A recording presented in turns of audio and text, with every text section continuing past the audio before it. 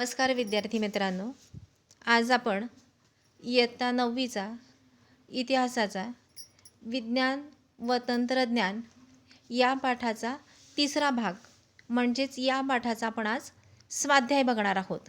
या स्वाध्यायामध्ये तुम्हाला काही मी प्रश्न आणि त्याची उत्तरं सांगणार आहे. बाकीच्या प्रश्नांची उत्तरं तुम्ही नंतर वहीमध्ये लिहून काढायची आहेत. तर यामधील पहिला प्रश्न आहे की दिलेल्या पर्यायांच्यापैकी योग्य पर्याय निवडून विधाने पुन्हा लिहा. आता वर आपल्याला दिलेला जो प्रश्न असेल हा प्रश्न पहिल्यांदा आपण सगळ्यांनी काळजीपूर्वक वाचला पाहिजे, बघितला पाहिजे. इथं आपल्याला प्रश्न देतानाच दिलेला आहे की विधाने पुन्हा लिहा.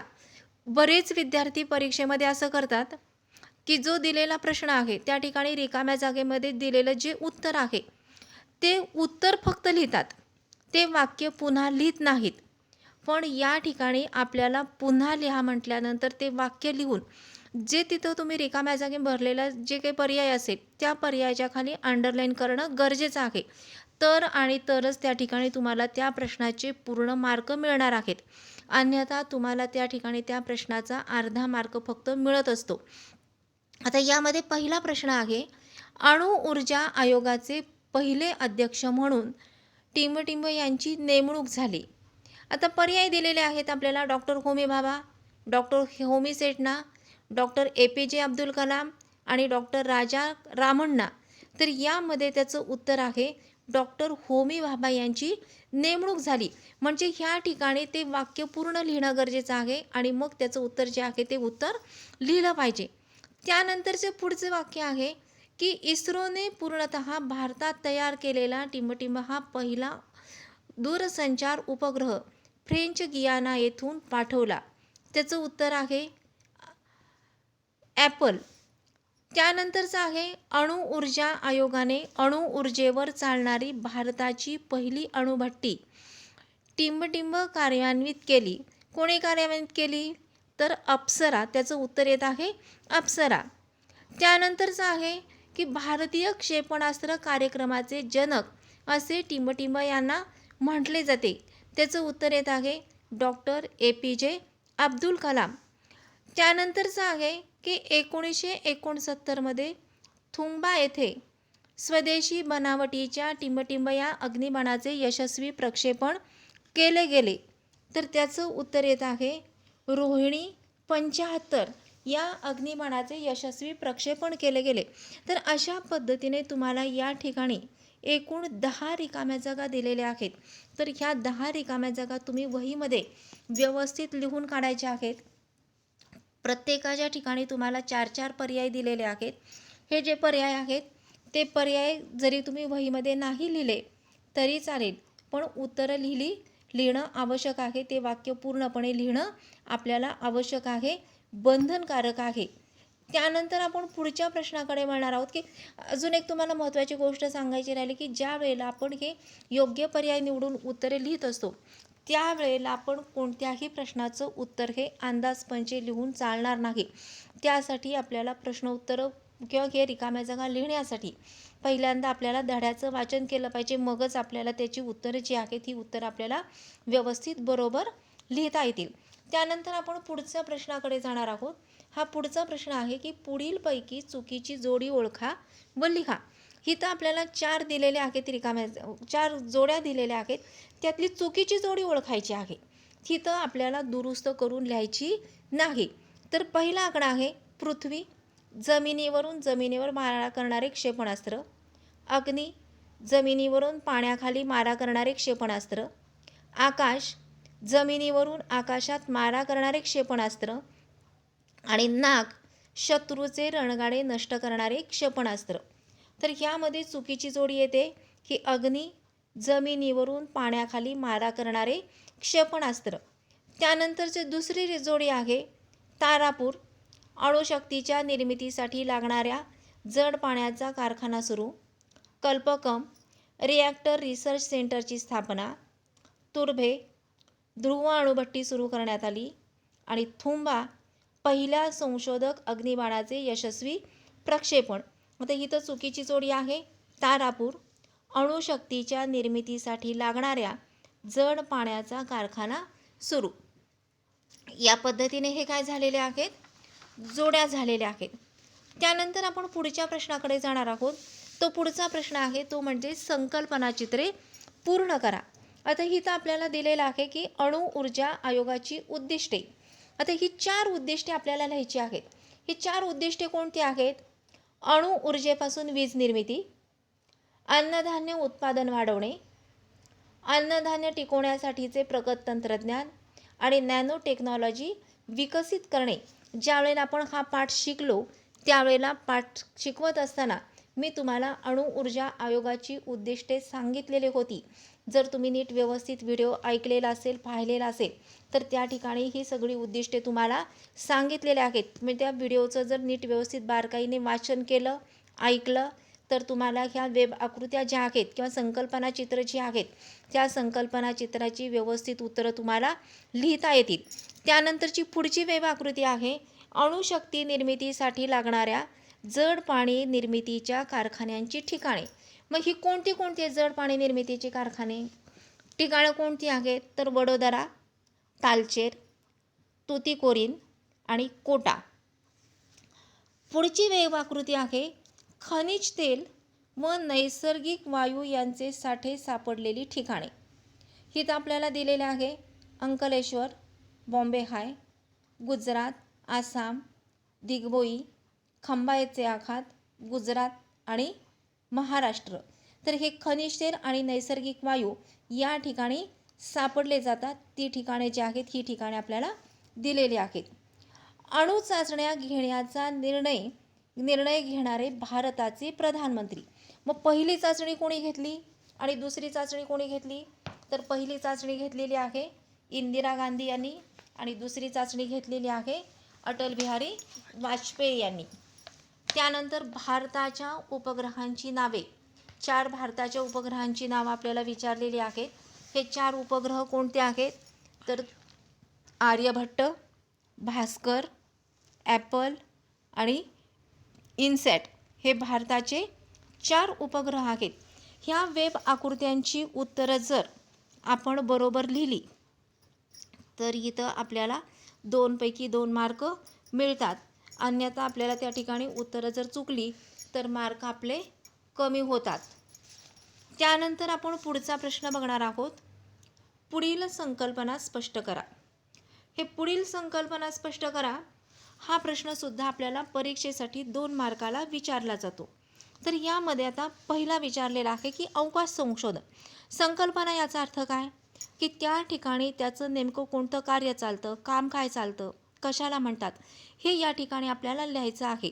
थोडक्यात आपल्याला आपण की टिपा लिहा वगैरे प्रश्न लिहितो त्या पद्धतीने ह्या प्रश्नाचं उत्तर आपल्याला लिहायचं आहे. मग आता अवकाश संशोधन याचं उत्तर काय येतं की अवकाश क्षेत्राचं संशोधन केलं जातं.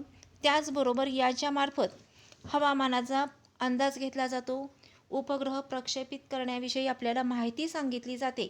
या सगळ्या गोष्टीला काय म्हटलं जातं? ह्या गोष्टीचं जे संशोधन केलं जातं त्याला म्हणतात अवकाश संशोधन करणे. आणि ह्या संशोधनातील पायाभूत कार्यक्रम करण्यासाठी भारतामध्ये इस्रोची स्थापना करण्यात आलेली आहे आणि ह्या अवकाशामार्फत पर्यावरणाचा अभ्याससुद्धा केला जातो. त्यानंतरचा दुसरा प्रश्न आहे तो म्हणजे टेलेक्स सेवा. आता टेलेक्स सेवा कशाला म्हटलं जातं? तर देशाच्या एका भागातून दुसऱ्या भागामध्ये जो काही आपल्याला संदेश द्यायचा आहे हा संदेश टंकमुद्रित स्वरूपामध्ये पाठवणे त्यालाच काय म्हटलं जातं? टेलेक्स सेवा. हा संदेश वहन करणे यालाच काय की टंकमुद्रित स्वरूपामध्ये हा संदेश पाठवला जातो म्हणून त्याला म्हणतात टेलेक्स सेवा. ही सेवा केव्हा सुरू करण्यात आलेली आहे? तर भारतामध्ये 1963 मध्ये की केंद्रीय दळणवळण खात्याने ही सेवा सुरू केली आणि सुरुवातीला 1969 मध्ये देवनागरी लिपीतून दिल्लीत आणि त्यानंतर सबंध भारतामध्ये ही जी टेलेक्स सेवा आहे ही टेलेक्स सेवा सुरू झाली आणि त्यानंतर संपूर्ण देशामध्येच आणि सर्व क्षेत्रामध्ये ह्या टेलेक्स सेवेचा वापर सुरू करण्यात आला आणि 1990 नंतर हे टेलेक्स सेवेचं महत्त्व जे आहे हे टेलेक्स सेवेचं महत्त्व कमी झालं. त्याचं कारण आहे की 1990 नंतर इंटरनेटचा उदय झाला आणि इंटरनेटचा उदय झाल्यामुळे टेलेक्स सेवेचं महत्त्व जे आहे हे टेलेक्स सेवेचं महत्त्व कमी झालेलं होतं. त्यानंतर आपण पुढचा प्रश्न बघणार आहोत, ते म्हणजे पुढील संक्षिप्त रूपाचे पूर्ण रूप लिहा. इथं तुम्हाला काही शॉर्ट फॉर्म दिलेले आहेत, त्याचं तुम्हाला काय करायचं आहे, लॉंग फॉर्म लिहायचं आहे. आता हे आपल्याला पूर्णपणे पुस्तकामधूनच आपल्याला याची उत्तरं लिहिता येतील. पहिलं काय विचारलेलं आहे, NPCIL याचा अर्थ काय आहे, nuclear power of corporation of India. त्यानंतर IGMDP integrated guided missile development programme. DRDO कशाला म्हटलं जातं, तर संरक्षण संशोधन आणि विकास संस्था. ISRO म्हणजे ISRO, Indian space research organisation. INSAT Indian national satellite. ISD international subscriber dialled telephone service. BSNL Videsh Sanchar Nigam limited. MTNL Mahanagar telephone Nigam limited. BSNL Bharat Sanchar Nigam limited. ONGC oil and natural gas commission. ह्या पद्धतीने संक्षिप्त रूप तुम्हाला दिलेलं असेल तर त्या संक्षिप्त रूपाचं आपल्याला काय करावं लागणार आहे, आपल्याला त्याचा लॉंग फॉर्म किंवा त्याचं जे पूर्ण विस्तृत रूप आहे हे विस्तृत रूप आपल्याला लिहावं लागणार आहे. त्यानंतर आपण पुढचा प्रश्न बघणार आहोत, तो म्हणजे 25 ते 30 शब्दात उत्तरे लिहा. हा प्रश्नसुद्धा आपल्याला परीक्षेला 2 मार्कासाठी विचारला जातो. तर यामधील आपण पहिला प्रश्न बघणार आहे की भास्कर 1 हा उपग्रह कोणत्या क्षेत्रासाठी उपयोगी आहे. आता इथं आपल्याला 1 2 3 4 आकडे टाकून दिलेले उत्तर दिलेलं आहे. तर ह्याच पद्धतीने आपण परीक्षेमध्ये उत्तर लिहायचं आहे, म्हणजे तुमचं जे उत्तर आहे हे उत्तर बरोबर आहे की नाही हे पटकन परीक्षकांच्या लक्षात तर येतच, पण त्याचबरोबर तुम्हाला तिथं मुद्द्याला किंवा त्याला आपण म्हणतो पॉईंटला, हे पॉईंटला तुम्हाला मार्क असतात. तुमचे 2 पॉईंट बरोबर असेल की तुम्ही 4 पॉईंट लिहिलेले, पण त्या 4 पैकी 2 किंवा 3 पॉईंट तुमचे जर बरोबर आले तर त्या ठिकाणी तुम्हाला पैकीच्या पैकी मार्क मिळत असतात. म्हणून 1 2 3 4 आकडे टाकून त्या प्रश्नाची उत्तरं लिहिणं आपल्याला गरजेचं आहे. याचं उत्तर काय येतं, तर याचा पहिला मुद्दा आहे की पृथ्वीच्या पृष्ठभागावरील विविध गोष्टींचे निरीक्षण संवेद तंत्राने करणे. त्यानंतर दुसरं आहे की भूगर्भातील पाण्याचे व खनिजांचे साठे शोधणे, हवामानाचा अंदाज घेणे, भूगर्भ पर्यावरण व जंगलविषयक छायाचित्रे घेणे आणि समुद्र विज्ञान विकसित करण्यासाठी उपयोग करणे. म्हणजे भास्कर 1 हा जो उपग्रह आहे ह्या उपग्रहाचा आपल्याला ह्या पद्धतीने उपयोग होतो. ह्या पद्धतीने त्याची उत्तरं जी आहेत ही उत्तर आपण लिहिणं गरजेचं आहे. त्यानंतरचा पुढचा प्रश्न आहे की ONGCची स्थापना का करण्यात आली, कशासाठी करण्यात आली, तर खनिज तेल आणि नैसर्गिक वायूच्या साठ्यांचा शोध घेणे, खनिज तेल व नैसर्गिक वायूचे उत्पादन वाढवणे आणि तेल विहिरी व नैसर्गिक वायूच्या विहिरी खणणे यासाठी ONGCची स्थापना करण्यात आलेली आहे. त्यानंतर पुढचा प्रश्न आहे दूरसंचार विभागाची कशा रीतीने पुनर्रचना करण्यात आली. आता दूरसंचार जो आहे की 2000 मध्ये दूरसंचार विभागाची पुढील प्रमाणे पुनर्रचना करण्यात आली की धोरणात्मक निर्णयांची जबाबदारी दूरसंचार विभागाकडे कायम करण्यात आली आणि ग्राहकांना प्रत्यक्ष सेवा पुरवण्याकरिता भारत संचार निगम लिमिटेड म्हणजेच BSNL जो आहे ह्या BSNLची स्थापना करण्यात आलेली आहे. अशा पद्धतीने या ठिकाणी आपण काय केलेलं आहे, या पाठाचा स्वाध्याय जो आहे हा स्वाध्याय आपण बघितलेला आहे. इतर राहिलेले जे प्रश्न आहेत ह्या प्रश्नांचा उल्लेख आपण इथं घेतलेला नाही, पण वहीमध्ये मात्र तुम्ही काय करायचं आहे, राहिलेले जे प्रश्न आहेत हे राहिलेले प्रश्न तुम्ही इतर प्रश्न काय करायचे आहेत वहीमध्ये लिहून काढायचे आहेत, म्हणजे तुमचा हा पाठ व्यवस्थित होईल. धन्यवाद.